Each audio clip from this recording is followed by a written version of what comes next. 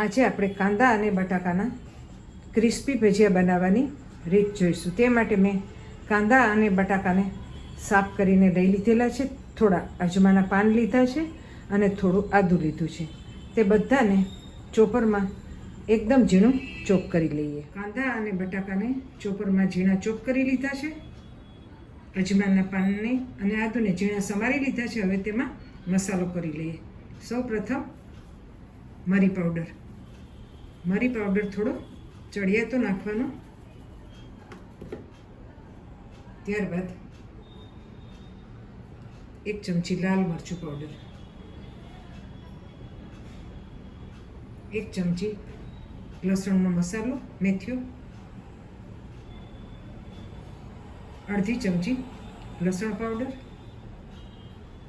5 ચમચી હળદર પાવડર અને સ્વાદ મુજબ મીઠું. હાથેથી મિક્સ કરીને થોડો અજમો. હવે બધાને બરાબર હાથથી જ મિક્સ કરી લઈએ એટલે કાંદા અને બટાકામાંથી પાણી નીકળશે. એ જ પાણીની અંદર આપણે એટલો જ લોટ નાખવાનો છે તો જ એકદમ ભજીયા ક્રિસ્પી થશે. બરાબર મિક્સ કરી અને થોડી વાર રેસ્ટ આપીએ, 10 મિનિટ આશરે. હવે મિક્સ કરેલા મિશ્રણમાં મીડિયમ સાઇઝની 2 ચમચી ચણાનો લોટ અને મીડિયમ સાઇઝની 2 ચમચી જેટલો ચોખાનો લોટ લઈને મિક્સ કરી લઈએ. આમાં જરૂર પડે તો જ થોડું પાણી બાઇન્ડિંગ માટે નાખવાનું છે, નહીંતર નાખવાનું નથી. કાંદા અને બટાકાનું જે નેચરલ પાણી બને એના જ ભજીયા બનાવવાના છે, તો જ ભજીયા ક્રિસ્પી બનશે એકદમ.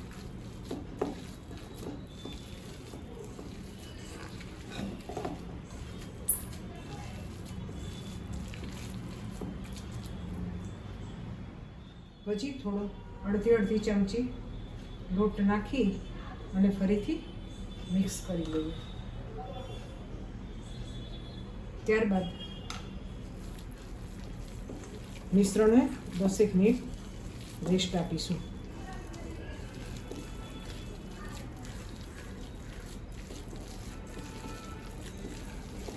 હવે મિશ્રણ બરાબર મિક્સ થઈ ગયું છે. તેને થોડી મિનિટ માટે રેસ્ટ આપીએ. ત્યારબાદ ભજીયા ઉતારીએ. તેલ ગેસ પર મૂકી દીધું છે. તેલ આવી જાય એટલે આપણે ભજીયા ઉતારી લઈએ. તેલ આવી ગયું છે કે નહીં તે આપણે ચેક કરી લઈએ. તેલ બરાબર આવી ગયું છે. હવે આપણે સ્લો ટુ મીડિયમ ગેસ પર ભજીયા ઉતારી લઈએ.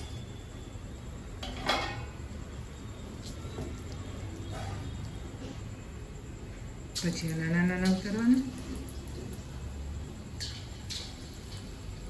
ગેસનો તાપ મીડિયમ રાખવાનો, નહીંતર ઉપરથી એકદમ ભજીયા ચડી જશે, ક્રિસ્પી થઈ જશે, અંદરથી કાચા રહેશે.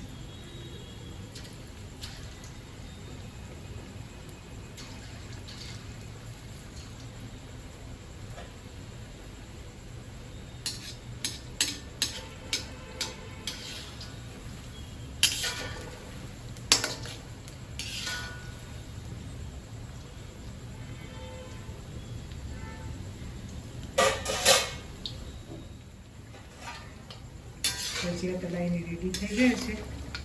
આપણે તેને થાળીમાં લઈ લઈએ.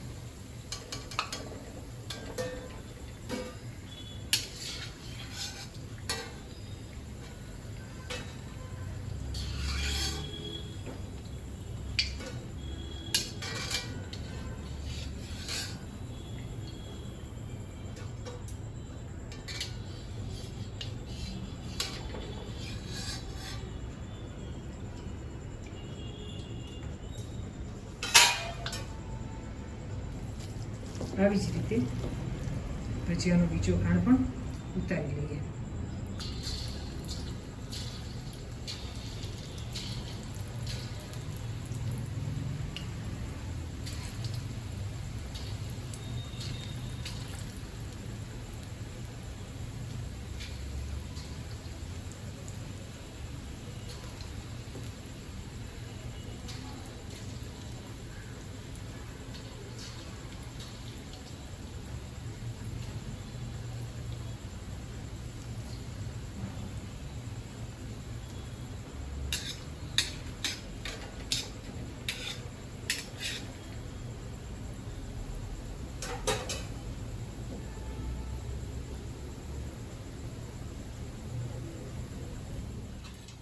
બીજો ઘણ પણ થઈ ગયો છે, તેને ગેસને સ્લો કરીને ઉતારી લઈએ.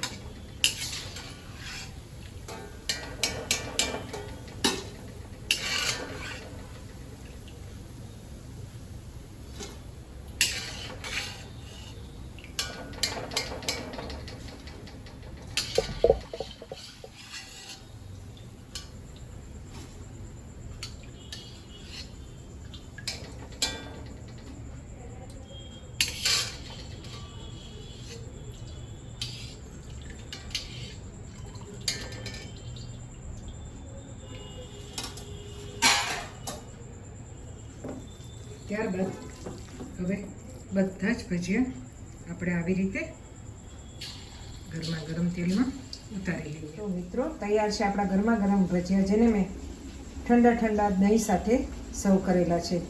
તમે પણ ભજીયા બનાવો અને વરસાદની ઋતુમાં એન્જોય કરો. વિડીયો જોવા બદલ દરેક દર્શક મિત્રોનો ખૂબ ખૂબ આભાર. ફરી મળીશું નવા વિડીયો સાથે. ત્યાં સુધી રજા આપશો. ધન્યવાદ.